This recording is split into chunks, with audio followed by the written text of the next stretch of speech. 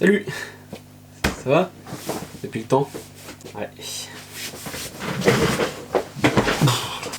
Qu'est-ce qu'on va parler de beau aujourd'hui, dis-moi? Qu'est-ce que j'avais prévu comme vidéo à faire pour aujourd'hui, hein? On me le dit ça, on me le dit? Alors, je vais aller dans le bloc-notes, je vais regarder tout simplement ce qu'on avait prévu comme vidéo aujourd'hui, hein? Rien. Ok, bah...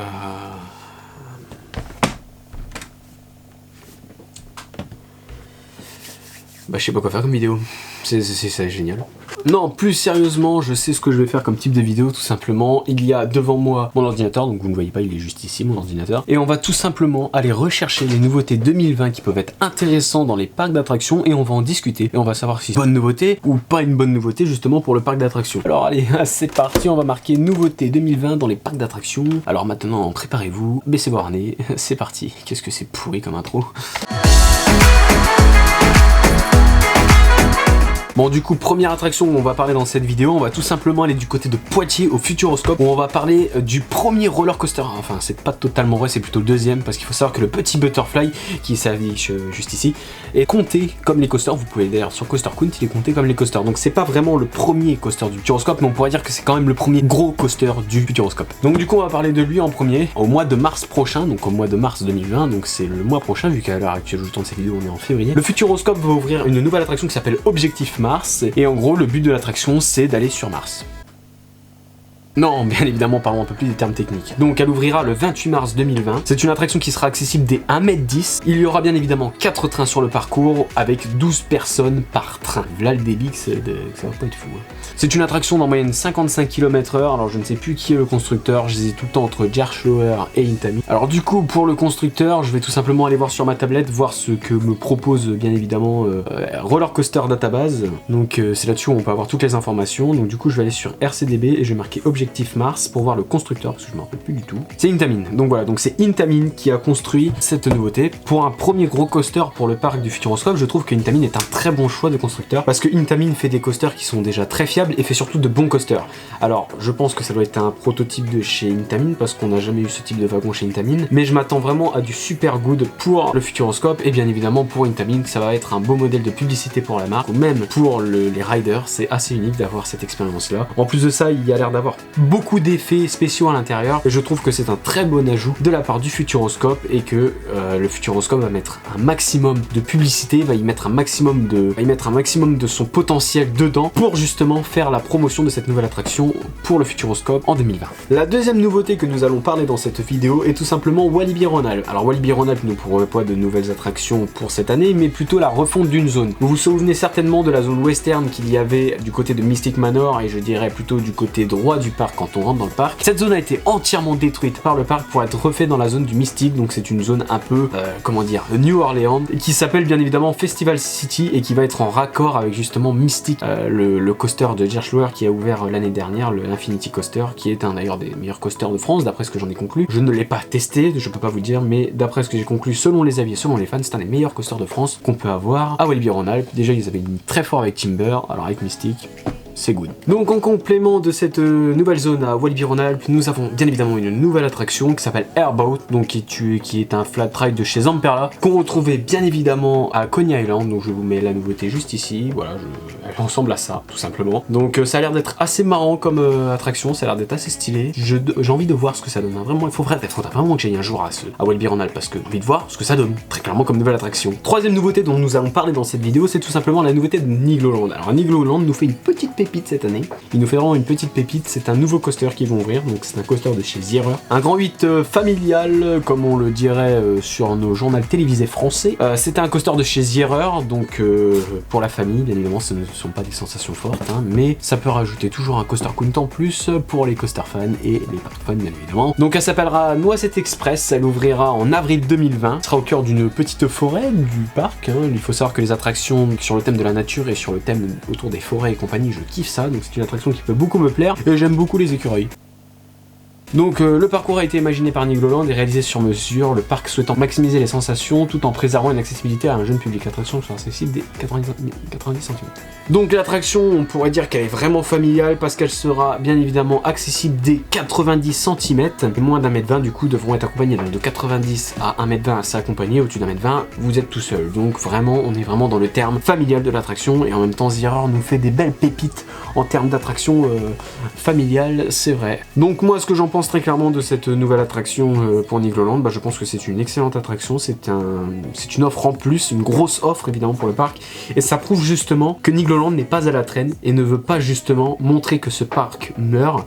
On a eu Alpina Blitz les années dernières, on a aussi eu le Donjon Extrême les années dernières. Là tout simplement avec cette nouveauté on nous prévoit quelque chose d'excellent. Et d'ailleurs Nigloland nous fait un teasing pour sa nouveauté 2021, on ne sait pas encore ce que c'est, on sait qu'elle est du côté des hôtels des pirates, mais selon les plans je pense que ça va être une grosse nouveauté, encore plus grosse que Noisette Express, et là je pense qu'elle va viser plutôt les jeunes.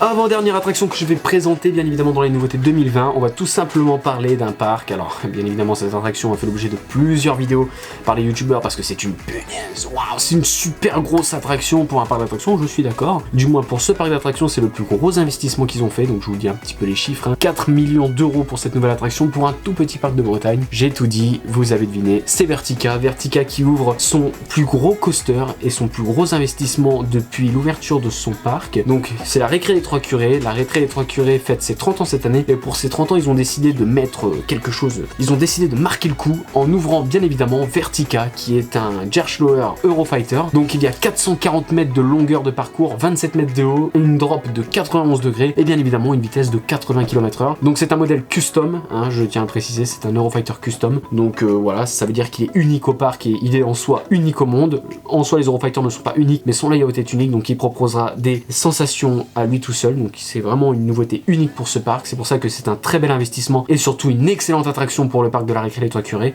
parce que tout simplement aucun autre parc n'a ce coaster. Le Récré des Trois Curés est le seul parc à posséder ce coaster. En plus de ça, 80 km/h n'est pas une vitesse à négliger, c'est une très belle vitesse pour un Eurofighter. Je tiens à rappeler qu'un Eurofighter c'est ça. Voilà, c'est très simple. Et donc du coup, je trouve ça très sympa d'avoir ce coaster à la Récré des Trois Curés, donc je ne pense pas que je pourrais le tester. Et surtout, il a le record d'être le coaster le plus vertigineux de l'Ouest, d'où son nom Vertica. Je tiens à rappeler que Vertica vient du mot vertige. Voilà, si vous n'avez pas deviné, vous le savez maintenant.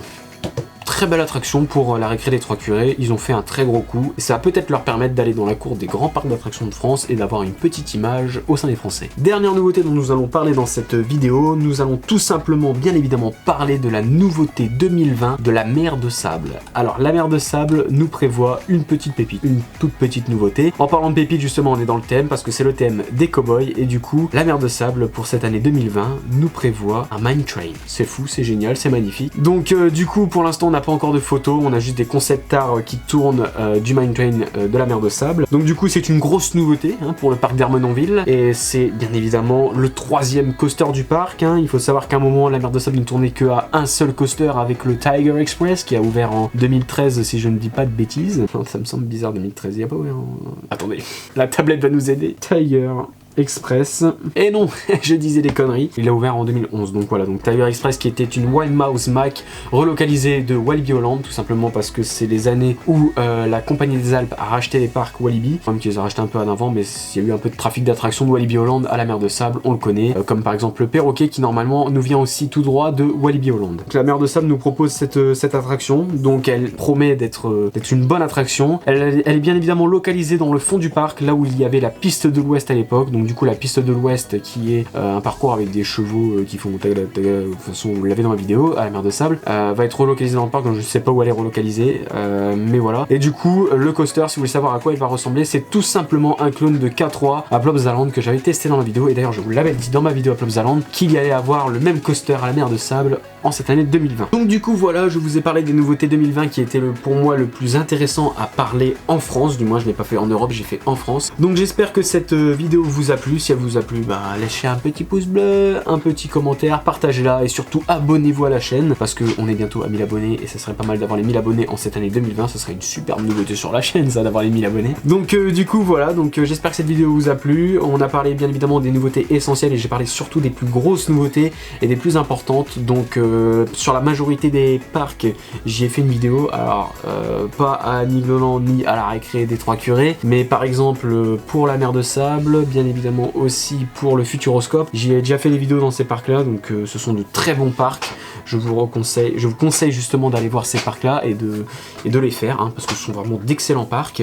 Il y a beaucoup plus de nouveautés en France, hein. J'ai vu que le parc Le Fleury par exemple que j'ai fait au mois d'août nous prépare aussi des petites nouveautés. Alors je ne vais pas faire tous les parcs, hein, voilà. Mais si vous voulez une vidéo des petits parcs, des nouveautés des petits parcs d'attractions en France, il n'y a pas de souci, dites-le en commentaire si vous voulez des vidéos comme ça. Je ferai bien évidemment des vidéos des petits parcs d'attractions avec les nouveautés 2020. Donc du coup voilà. Sur ce, moi je vous laisse et je vous dis à plus pour de prochaines vidéos.